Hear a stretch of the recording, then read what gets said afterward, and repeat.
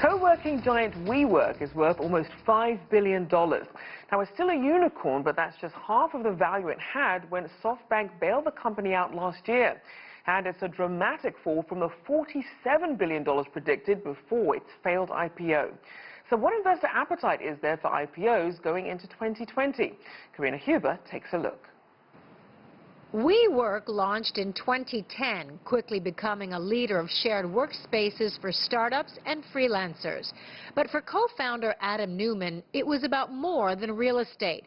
It was about creating a culture focused on sharing. As leaders, as CEOs, it is our responsibility to set the trend of the future, and the trend is we versus me. The company invested heavily in its vision. It paid $850 million for the former Lord & Taylor building on Fifth Avenue in New York. It also bought organizing platform Meetup.com and set its sights on housing and education.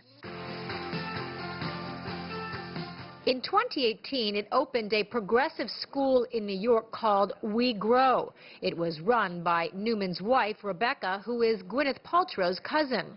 A lot of our teachers come out of Bank Street. All of their learning is hands-on and experiential and project-based. A year after officially opening, the company announced the school would be shut down, as would many of WeWork's other ventures.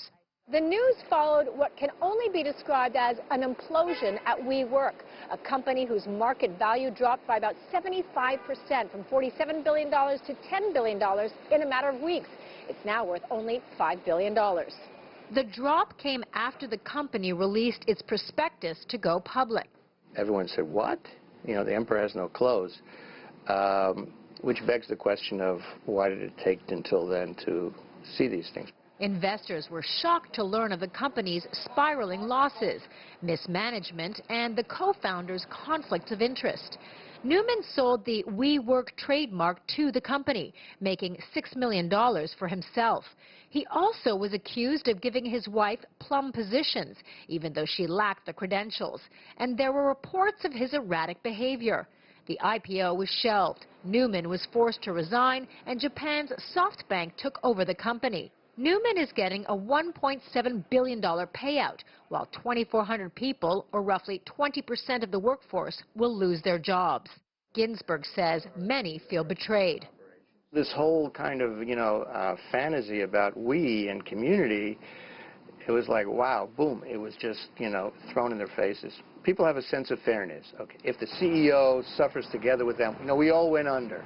You stuck with the troops, we all went under. He didn't stick with the troops. GINSBERG says the downfall of WeWork will have profound impacts on investor appetite for other high-profile tech companies looking to go public. Karina, CGTN, New York.